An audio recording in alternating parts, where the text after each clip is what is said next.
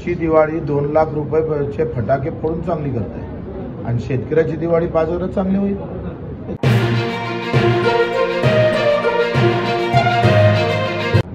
पण शेतकऱ्याचं आयुष्यच अंधारात आहे हो. दिवाळीचा काय विषय आहे?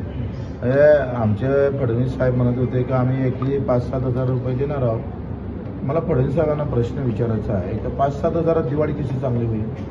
त्यांना रब्बीचं पेरणीची व्यवस्था करावी का ते शेत चांगलं करायचं का काय केलं पाहिजे? तुमची दिवाळी 2 लाख रुपयाचे फटाके फोडून चांगली करताय आणि शेतकऱ्याची दिवाळी 5,000 चांगली होईल. थोडी थोडी वाटली पाहिजे लाज असेल तर, म्हणजे ते असली तर वाटल. दुसरी गोष्ट, अजूनही सोयाबीनची खरेदी केंद्र सुरू केले नाही. पुऱ्या महाराष्ट्रात कुठंच नाही. एमपी सुरू झाले, बाजूनं एमपी सुरू झाले, छत्तीसगडमध्ये सुरू झाले, महाराष्ट्रात का नाही?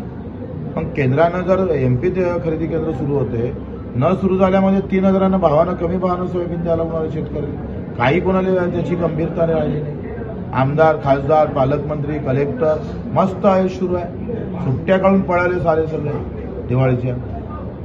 एकाही जिल्ह्यात खरेदी केंद्र सुरू न झाल्यामुळं 500 रुपये क्विंटल भावानं सोयाबीन विकावं लागतं. एवढी वाईट व्यवस्था आहे. कधी सुरू करणार आहे? कापसाची खरेदी कधी सुरू करणार आहे? सोयाबीनची? पंजाबमध्ये पंजाबच्या शेतकरी तिथे 90% त्यांचं शेतीमाल खरेदी होतं हमी भावात. आमचं 6% होत नाही. आणि आम्ही म्हणून त्याच्यामुळे सांगतोय, दिवाळीच्या जास्तीत जास्त 21-22 पर्यंत जर खरेदी केंद्र सुरू केले नाही तर कलेक्टरच्या कार्यालयात नाही तर पालकमंत्र्याच्या कार्यालयात धिंगाणा केल्याशिवाय राहणार.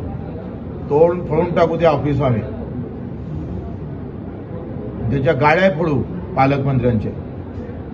का खरेदी केंद्र सुरू करत नाही? तुमच्यामुळे किती मरतंय शेतकरी. तुमचे पैसे चालले राज्याचे. केंद्र पैसा आपला हिस्सा टाकतं आणि तुम्ही खरेदी करायची व्यवस्था केली नाही म्हणून आमच्या शेतकऱ्या म्हणत असणार.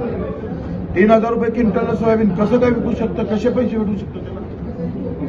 या सगळ्या शेतकऱ्याला मारण्याची व्यवस्था केली आहे. फक्त तलवार चालवली दिसत नाही, पण तलवारीपेक्षा धारदार शस्त्र सरकार चालवत आहे.